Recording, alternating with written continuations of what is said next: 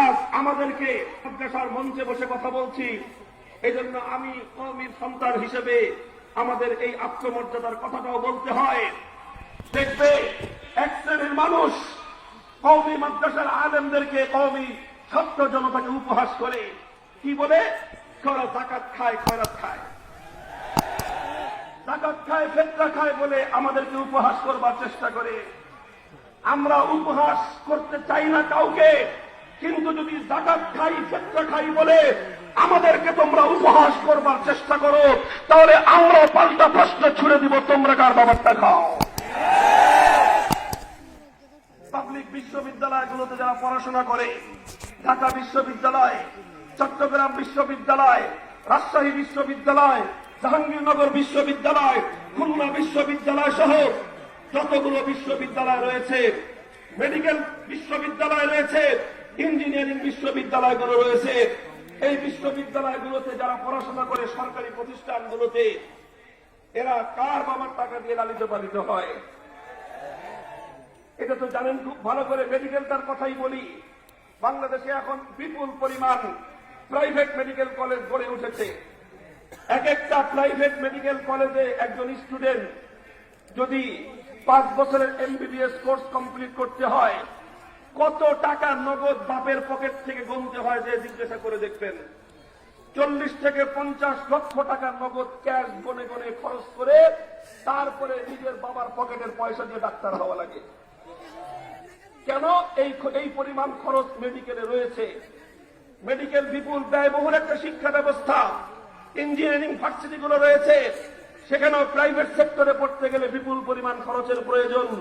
Private বিশ্ববিদ্যালয়গুলো রয়েছে, এক একটা প্রাইভেট বিশ্ববিদ্যালয়ে যাও, ওই ঢাকার নর্থ সাউথ বিশ্ববিদ্যালয়ে, আইইউবি বিশ্ববিদ্যালয়ে, ইউআইবিটি বিশ্ববিদ্যালয়গুলোতে এক একটা ছাত্র গ্রাজুয়েশন কমপ্লিট করতে 5 লাখ, 10 লাখ, 15 লাখ, 20 লক্ষ টাকা বাবার পকেটের পয়সা খরচ করে প্রাইভেট বিশ্ববিদ্যালয়গুলো থেকে গ্রাজুয়েশন, বিএ, বিএসএস এবং এমএসএস, এমএ এগুলো কমপ্লিট করতে হয়।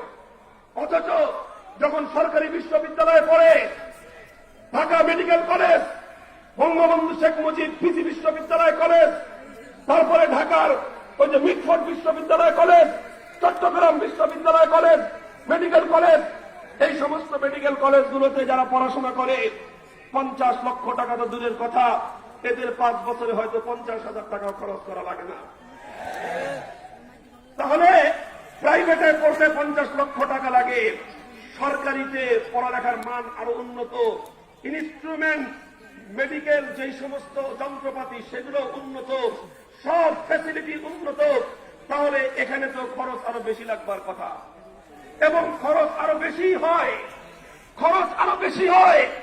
প্রাইভেটে একটা ছাত্রের পিছনে এমবিবিএস ডাক্তার তৈরি করতে যদি মাথা পিছু 50 লক্ষ টাকা খরচ হয়ে থাকে, তাহলে পাবলিক বিশ্ববিদ্যালয়গুলোতে একজন এমবিবিএস ডাক্তার তৈরি করতে 60 থেকে 70 লক্ষ টাকা খরচ হয়।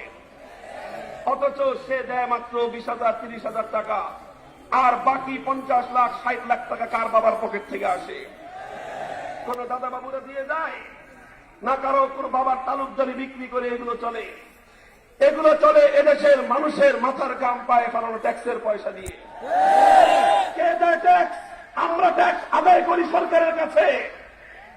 আমি একজন ট্যাক্স পেই, একটা দেশের নাগরিক, আমার 3 সার্টিফিকেট আছে। আমরা এরকম ভাবে সাধারণ নাগরিকরা সরকারকে ট্যাক্স প্রদান করি। বড় লোকরা সাধারণত শুধু ট্যাক্স ফাঁকি দেয়। ট্যাক্সেশন ইকোনমিক্সের স্টুডেন্ট হিসেবে আমাদের জানা আছে যে এই কর ব্যবস্থাপনায় শিল্পপতিরা, কোটি কোটি কোটি টাকার মালিক যারা কোটিপতি, এরা কেউ কর দেয় না। অধিকাংশ ক্ষেত্রে এরা সব কর ফাঁকি দেয়। কেমনে কর ফাঁকি দেওয়া লাগে সব এদের জানা আছে। এরা ব্যাংকগুলো থেকে শত শত নয়, হাজার হাজার কোটি টাকার লোন নিয়ে থাকে। এদের সম্পদ 300 কোটি টাকা থাকলে ব্যাংকের কাছে লোন আছে 500 কোটি টাকা। ওই যে দেখো 3 কোটি টাকা দামের পাজেরো হাঁকায়, বিএমডব্লিউ হাঁকায়, এগুলো সব জনগণের টাকা। 500 কোটি টাকা ব্যাংক থেকে লোন নেয়, অ্যাসেট আছে তার 300 কোটি টাকা, সরকারকে দেখায় আমি তো আরো উল্টা 200 কোটি টাকার ঋণ খেলাফি, আমার তো ঋণ আছে, আমার তো সম্পদ নাই, এই মাটিতে আমার চেয়ে বড় ফকির আর কেউ নাই। এভাবে ফাঁকি দেয়, শিল্পপতিরা কর দেয় না, ইন্ডাস্ট্রিয়ালিস্টরা রাষ্ট্র এবং সরকারকে তার প্রাপ্য কর দেয় না, বড় লোকেরা শিল্পপতিরা রাষ্ট্র এবং সরকারকে যেটা উপযুক্ত যেই কর ট্যাক্স দেওয়ার কথা সেই ট্যাক্স তারা পরিশোধ করে না। তাহলে রাষ্ট্র সরকার চলে কিভাবে?